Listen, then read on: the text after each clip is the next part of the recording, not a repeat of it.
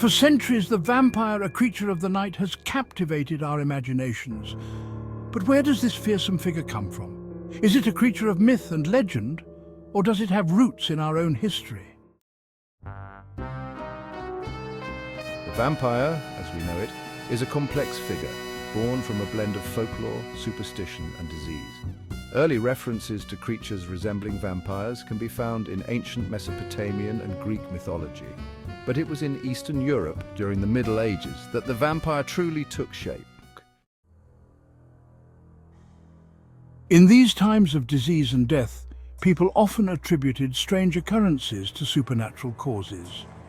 If someone died suddenly, they might be suspected of becoming a vampire, rising from the grave to feed on the living. To prevent such a gruesome fate, various methods were employed. Bodies were often staked through the heart, decapitated or burned. In some cases, stones were placed on graves to keep the deceased from rising. As these beliefs spread across Europe, they began to influence literature and art. The vampire, once a terrifying spectre, started to become a more romantic and alluring figure.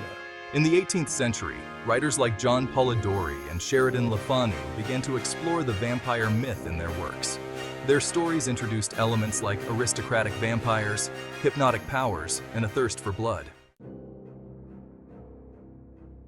But it was Bram Stoker's iconic novel Dracula, published in 1897, that truly cemented the vampire in popular culture. Stoker's Count Dracula, a charismatic and sinister figure, became the archetype for all vampires to come. Stoker's Dracula was a master of disguise, a creature of shadows who could blend seamlessly into society. He embodied both the allure and the horror of the vampire myth.